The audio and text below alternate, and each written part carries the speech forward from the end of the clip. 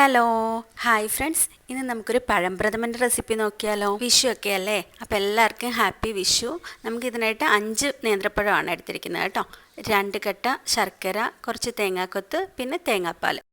ഒരു 1/4 തേങ്ങയിൽ നിന്നാണ് തേങ്ങാപ്പാൽ എടുത്തിരിക്കുന്നത്. 100 ml ഒന്നാം പാലും 250 ml രണ്ടാം പാലുമാണ് അതിൽ നിന്ന് എടുത്തിരിക്കുന്നത്. അപ്പോൾ നിങ്ങൾ എൻ്റെ ചാനൽ ആദ്യമായിട്ടാണ് കാണുന്നതെങ്കിൽ ഒന്ന് സബ്സ്ക്രൈബ് ചെയ്ത് സപ്പോർട്ട് ചെയ്യാൻ മറന്നു പോകരുതേ. ബെല്ലൈക്കൺ കൂടി എനേബിൾ ചെയ്യണം കേട്ടോ. ഇനി നമുക്ക് ആദ്യം തന്നെ 2 കട്ട ശർക്കരയാണ് കേട്ടോ എടുത്തിരിക്കുന്നത്. അതിലേക്കൊരു 100 ml വെള്ളം കൂടി ചേർത്ത് നമുക്ക് ഉരുക്കാൻ വേണ്ടിയിട്ട് വെക്കാം. ഇനി നമുക്ക് ഈ നേന്ത്രപ്പഴം എല്ലാം ഇങ്ങനെ കട്ട് ചെയ്ത് ആ നടുക്കത്തെ കുരുവൊക്കെ മാറ്റിയിട്ട് സ്റ്റീം ചെയ്യാൻ വേണ്ടിയിട്ട് വെക്കാം. 5 നേന്ത്രപ്പഴമാണ് കേട്ടോ എടുത്തിരിക്കുന്നത്.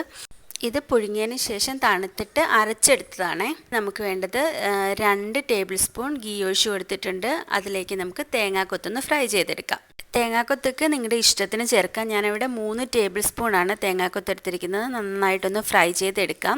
ഒരു ഗോൾഡൻ കളർ ആകുമ്പം തന്നെ നമുക്ക് ഈ നെയ്യിൽ നിന്ന് കോരി മാറ്റാം. ഇത് ഒന്നും കൂടി ഒന്ന് ഫ്രൈ ആയി വരും ഈ ചൂടത്തിരുന്നതിന് കേട്ടോ. ഇനി ഞാൻ കാഷ്യൂനട്ടാണ് ചേർത്ത് കൊടുത്തിരിക്കുന്നത്. ഒരു 10 ചേർത്തിട്ടുള്ളൂ. അത് നിങ്ങളുടെ ഇഷ്ടത്തിന് ചേർത്തോളൂ. അതിനുശേഷം നമുക്ക് അരച്ച് വെച്ചിരിക്കുന്ന നേന്ത്രപ്പഴം ചേർത്ത് കൊടുക്കാം. ഇത് എന്നിട്ട് നന്നായിട്ട് ആ നെയ്യിൽ നന്നായിട്ട് ബ്ലെൻഡായി വരണം. നന്നായിട്ടൊന്ന് ഇളക്കി കൊടുക്കാം. ഒരു 5 മിനിറ്റോളം നമുക്കിങ്ങനെ ഇളക്കി കൊടുത്തതിന് ശേഷം ഒരുവിധം കുറുകി വന്നിട്ടുണ്ട്. അതൊക്കെ നന്നായിട്ട് ബ്ലെൻഡായിട്ടുണ്ട്. ഇനി നമുക്ക് ഉരുക്കി വെച്ചിരിക്കുന്ന ശർക്കര ചേർത്ത് കൊടുക്കാം. കുറേശ്ശെയായിട്ട് ചേർത്ത് ഇങ്ങനെ ഇളക്കി കൊടുക്കണം. നമ്മളിപ്പോൾ 1/2 കിലോ പഴമാണ് എടുത്തിരിക്കുന്നത് കേട്ടോ. അതിലേക്ക് ഒരു 200 ഗ്രാംസ് ശർക്കരയാണ് ചേർത്തിരിക്കുന്നത്. നന്നായിട്ട് കുറുകിയിട്ടുണ്ട്. ഇങ്ങനെ നമ്മളിങ്ങനെ എടുത്ത് നോക്കുമ്പോൾ ഇതിൽ നിന്ന് ഇങ്ങനെ വിട്ട് വീഴണം. അതാണ് അതിൻ്റെ ഒരു പാകം. ഇനി നമുക്ക് തേങ്ങയുടെ രണ്ടാം പാൽ ചേർക്കാം. അതും ഇങ്ങനെ കുറേശ്ശെ ചേർത്ത് ഇങ്ങനെ ഇളക്കി കൊടുത്തുകൊണ്ടേ ഇരിക്കണം, അല്ലെങ്കിൽ അടുക്കി പിടിക്കും. പഴമാണ്, അപ്പോൾ അതുകൊണ്ട് ഇങ്ങനെ പതിയെ ചേർത്തിട്ട് ഇങ്ങനെ ഇളക്കി കൊടുക്കണം. ഈ ഒരു പഴം പ്രഥമനിലേക്ക് നമ്മൾ ജീരകത്തിൻ്റെ പൊടി മാത്രമേ ചേർക്കുന്നുള്ളൂ. ഏലക്കാപ്പൊടി ഒന്നും ഇതിൽ ചേർക്കൂല. അതിങ്ങനെ ഇളക്കി ഒന്ന് കുറുകിയതിന് ശേഷം നമ്മൾ ഒരു 1/4 ടീസ്പൂൺ ജീരകത്തിൻ്റെ പൊടിയാണ് കേട്ടോ. അത് ബാക്കി വന്ന തേങ്ങാപ്പാലിലേക്ക് ചേർത്ത് ഇങ്ങനെ ഒഴിച്ച് ഇളക്കി കൊടുക്കാം. നിങ്ങൾക്ക് ഡയറക്റ്റ് വേണമെങ്കിലും ചേർക്കാം. ഞാനത് മിക്സായി കിട്ടാൻ വേണ്ടിയിട്ടാണ് അതിലേക്ക് ഒഴിച്ചത്. ഇനി നന്നായിട്ട് ഇളക്കാം.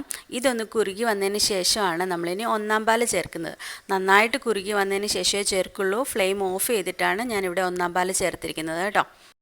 ഫ്ലെയിം ഓഫ് ചെയ്താലും ആ പാത്രത്തിൻ്റെ ചൂട് കാരണം അത് തിളച്ചുകൊണ്ടിരിക്കും. അപ്പോൾ നമ്മൾ ആ ഒരു ചൂട് മെയിൻറ്റെയിൻ ചെയ്യാൻ വേണ്ടിയിട്ടാണ് ഫ്ലെയിം ഓഫ് ചെയ്തിട്ട് തേങ്ങാപ്പാൽ ചേർത്ത് കൊടുക്കുന്നത്. അല്ലെങ്കിൽ ചിലപ്പോൾ പിരിഞ്ഞു പോകാൻ ചാൻസ് ഉണ്ട് കേട്ടോ. ഇനി നമുക്ക് ഫ്രൈ ചെയ്ത് വെച്ചിരിക്കുന്ന തേങ്ങാക്കൊത്തും കാഷ്യൂസും ചേർത്ത് കൊടുക്കാം. നിങ്ങളിപ്പോൾ ഈ കൺസിസ്റ്റൻസി കണ്ടോ? ഇതൊരു 5 മിനിറ്റ് ഇരിക്കുമ്പോഴത്തേക്കും നന്നായിട്ട് കുറുകി വരും. അപ്പോൾ നിങ്ങളത് നോക്കിയിട്ട് വേണം കുറുക്കിയെടുക്കാൻ വേണ്ടിയിട്ട് കേട്ടോ. ഇപ്പോൾ നോക്കി നന്നായിട്ട് കുറുകിയിട്ടുണ്ട്. ഞാനിത് കഴിച്ച് കാണിച്ചു തരാം കേട്ടോ. ഒരു പപ്പടമൊക്കെ വെച്ചിട്ട് കഴിക്കാൻ ഭയങ്കര ടേസ്റ്റാണ്. അപ്പോൾ വിഷുവൊക്കെ ആയിട്ട് എല്ലാവരും ട്രൈ ചെയ്ത് നോക്കണം. അപ്പോൾ അടുത്ത റെസിപ്പിയായിട്ട് കാണാം. Thanks for watching.